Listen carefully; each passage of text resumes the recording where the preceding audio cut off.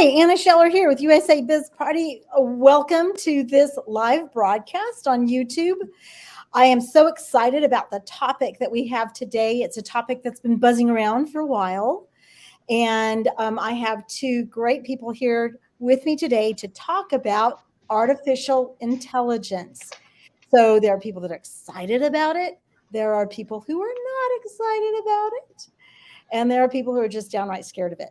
So we're going to delve into some of those topics today. But before we continue, I'd love it if you would just hit that subscribe button and also the notification so you know the next time we go live. But without further ado, let me introduce to you our panelists today. This is a panel discussion on artificial intelligence.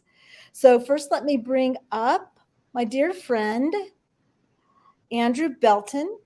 Andrew is he's an amazing person. I was reading his bio, and I'm going to just be honest with you. It's a lot. This guy has he has a lot of degrees. We were talking about that earlier. But he is a regular participant in the USA Biz Party chat. He is a marketing, licensed financial services professional and writer who is passionate about helping small businesses and educating and challenging the limits of technology and communications. He is the social media marketing strategist and owner of Symmetrical Media Marketing, where he helps small businesses create effective digital marketing strategies. And his custom digital marketing strategies are designed to build brand credibility, promote brand awareness, nurture professional relationships, promote consistency, and best of all, generate leads. Andrew, thank you. Thank you for joining us today. Yes, pleasure to be here. Great. Let me introduce to everybody my friend Kathryn Lang. And Kathryn's been part of USA Biz Party forever. I mean, pretty much since the inception of USA Biz Party. Andrew has come just pretty consistently for the last year, so always has tremendous insights. Kathryn, however, I love how Kathryn, I think Hope Smith is really what, see the face? So Hope Smith is what really makes her shine.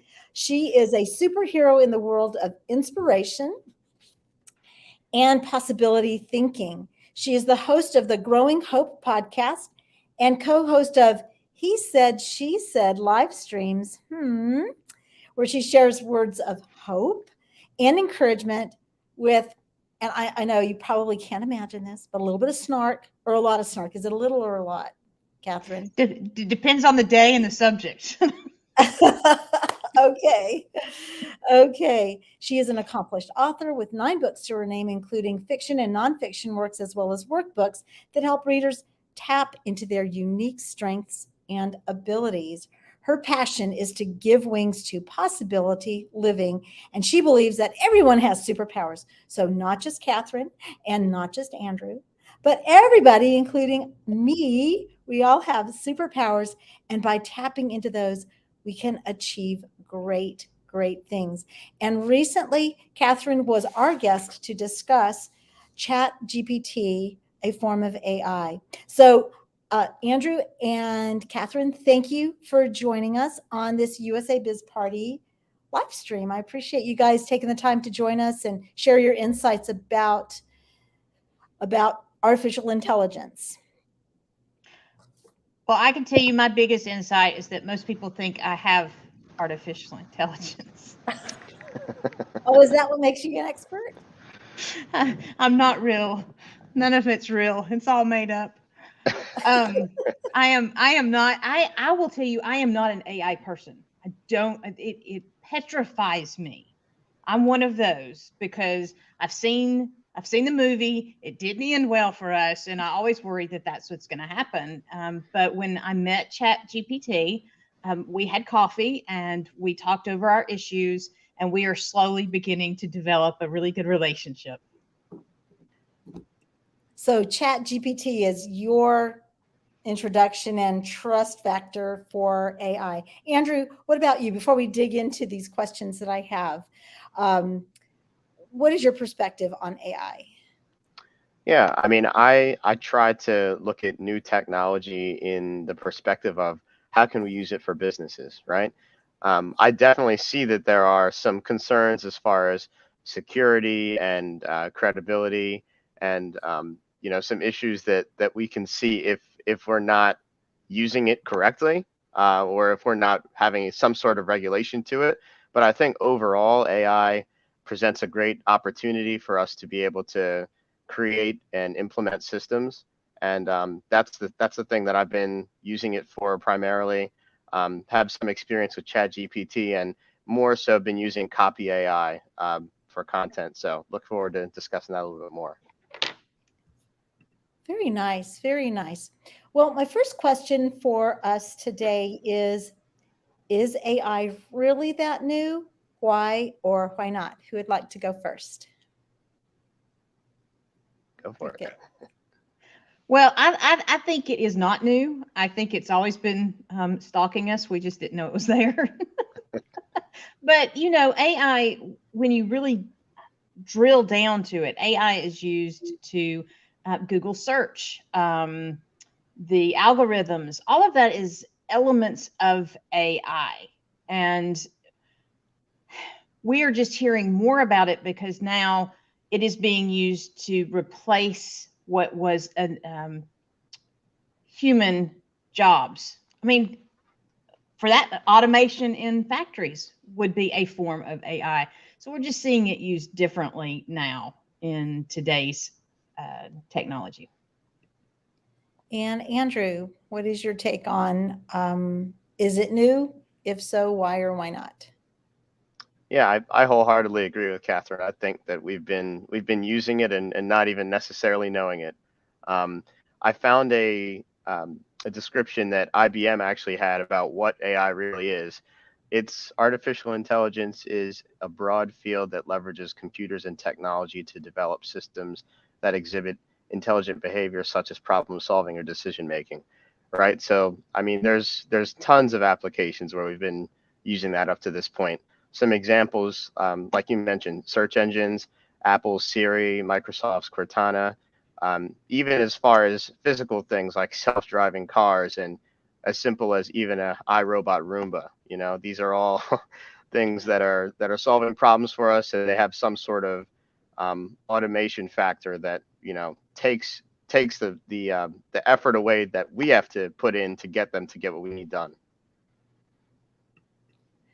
Right. So it's a tool, honestly, that we have already been using that enables us to automate and systemize and and really start to get more streamlined in our business if we understand how to use it effectively. Would you agree with that? Absolutely. Certainly. Now, a question that comes up, and as we were talking about this, when people think of AI, I think they think of iRobot. They think of, Data on Star Trek, um, Skynet, thank you. Skynet. Okay, RoboCop, a little yeah, bit. just so we think of something that is independent of human input, apart from, just thinking about Star Trek and Data, he was a self-contained, thinking, quote unquote, sentient being, if you will. And so, I think a lot of people have concerns about that becoming, and it wasn't actually one of the questions. So I'm going to tell the audience right now, I'm springing this on them. So this will be really fun because they haven't had a chance to really think about it. There, Kathryn's thinking, we can see. But before we actually delve into that piece, we've talked about how we're already using AI. Let's talk about some of the newer forms of AI that are out there. So, who would like to go first, talking about some of the newer things that are really capturing people's attention right now with AI? I think the biggest thing that is capturing people's attention is the digital imagery, because people can't tell the difference between a human image and a digital image, and Mm. that is freaking people out, because they're the bad people are figuring out how to manipulate the AI images and tell a story that's not true. Hmm.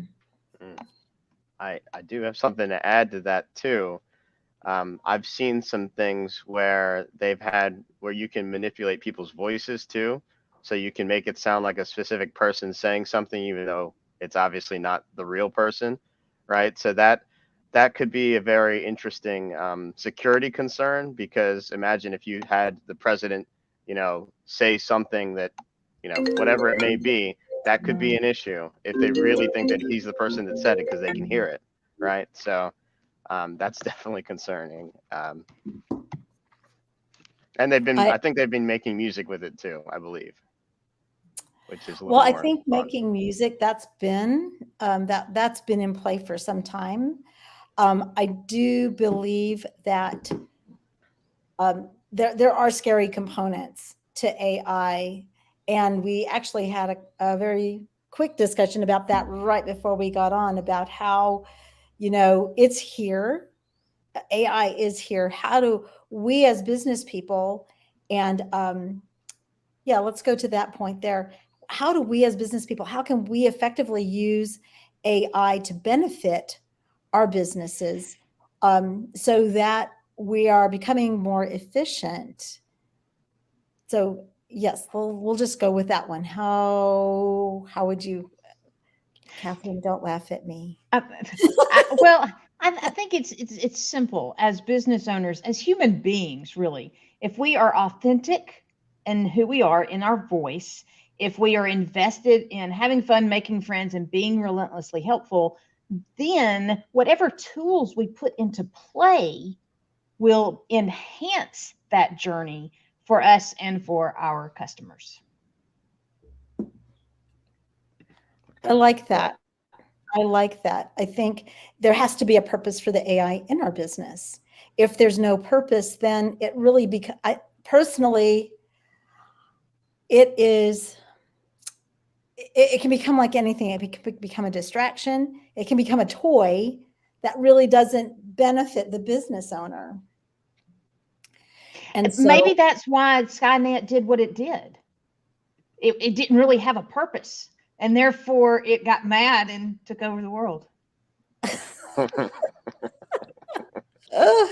there we go. I think that's a big fear. We'll talk about some of the concerns with AI here before we jump off of this live stream. Andrew, please comment. Yes. I mean, like I was saying before, I think that it's a good tool, and a really big opportunity to create efficiencies in our business, right? Because there are tons of menial tasks that we have every day that maybe we can automate. Maybe we can set a system to make sure that it's taken care of at the specific time we want it, right? There's also the other side, on the creative side, where you mentioned, when we're creating something, it's about us. It's about being personable. But maybe I'm creating a piece of content on something that I may not have a lot of experience with, right? I'm able to essentially provide my input, provide my voice to it, but get the facts and the data from something that can spit it out to me kind of quickly, right? Because then if I can do that, that allows me to make something that's probably going to be a little bit smoother and quicker than me having to go and find all the information, and it can still be mine. So I think it's a really great opportunity. Yes, I would agree. My marketing team is actually, they're doing stuff with Chat GPT. So what they do is they input something into Chat GPT, and then they send it to me and they go, okay, is this okay? So we're not letting AI just kind of run my business. I'm running my business. AI is my tool I love what you said, Kathryn. I love about creating a better customer experience, about it's a tool that we use to help our customers, because we're in business for our customers. Let's face it. I know we can say we're in business for ourselves, and we are, but the bottom line is that we are in business to benefit the customers that we have that need what we do for them. And so I think if we're looking at AI as a tool and not something to be afraid of, then, we still have to realize it needs human input. It's not a robot. It's not, what was it? Sky.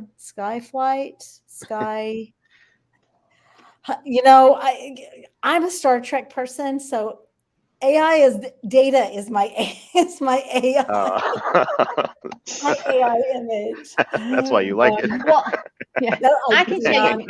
I'm good about it. Talking about that and talking about utilizing it as a tool, one of the best ways that we could do that as a business is, say, you create a really good piece of content, a long form content, but you want something that's pithy, something that is easy to hand out, and that would be a free tool for your client or your customer.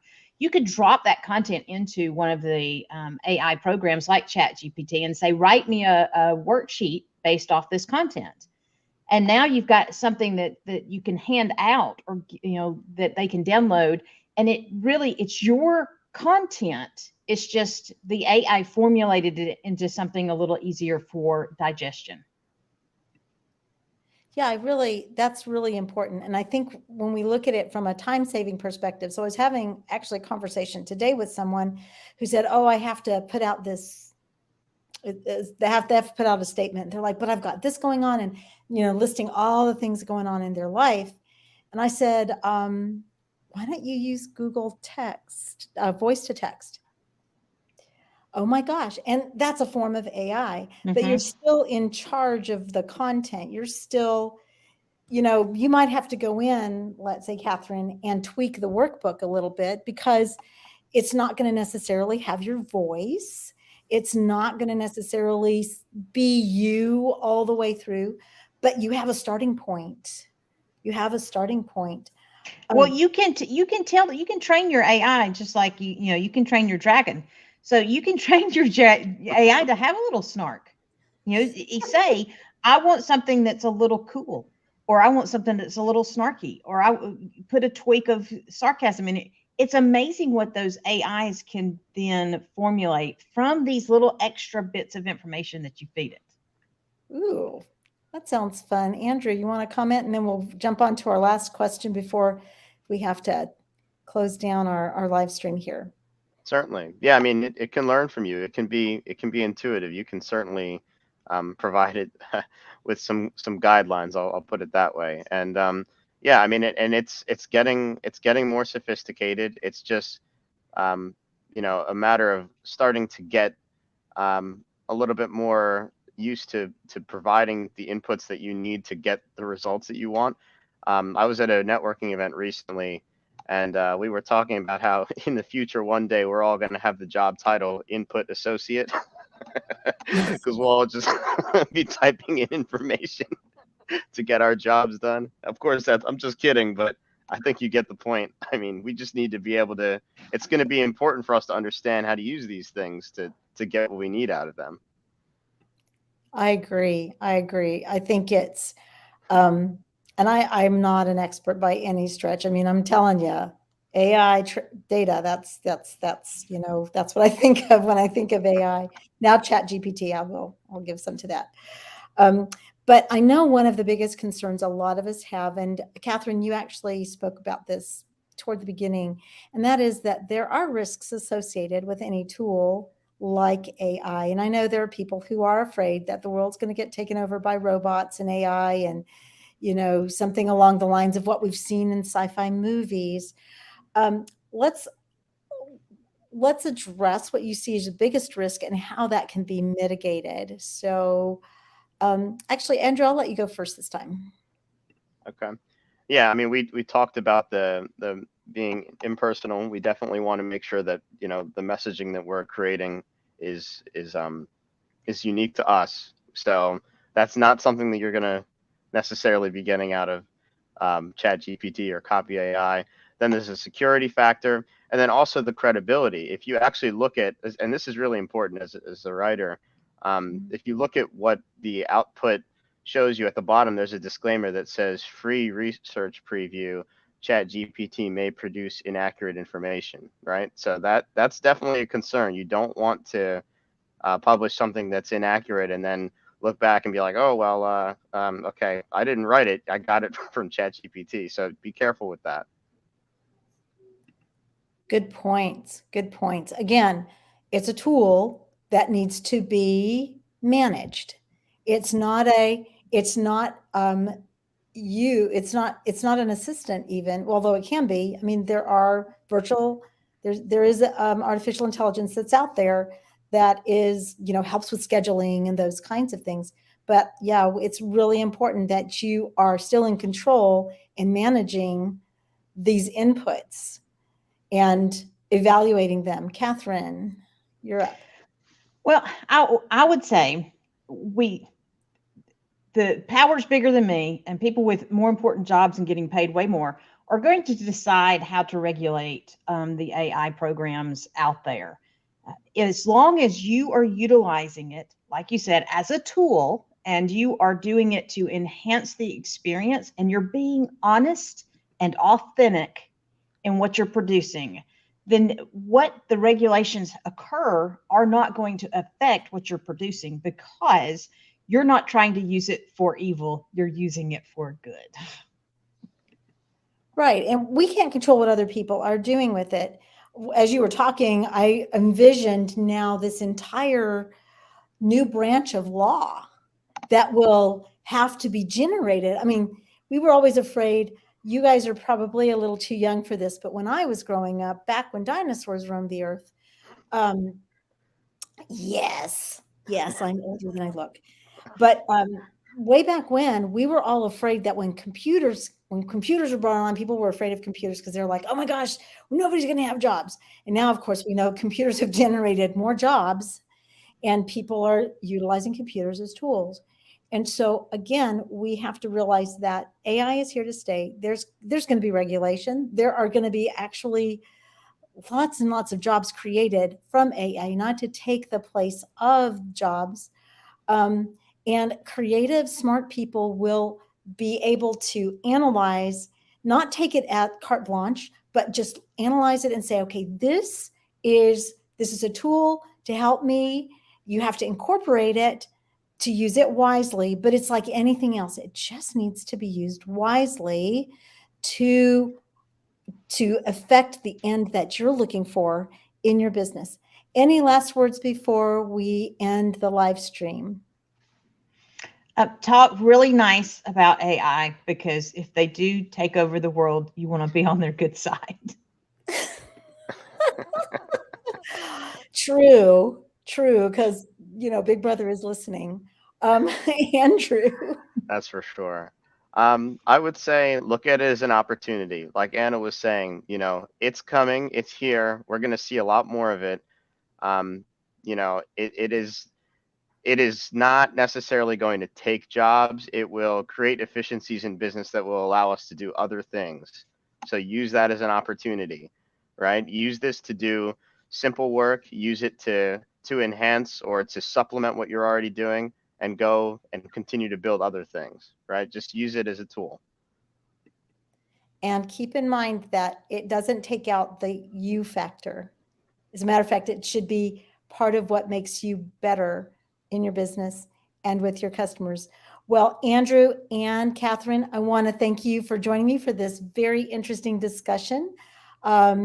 Obviously, this is a topic that we could talk on and on and on forever and ever. So who knows? We may be doing this again soon if you're up for it.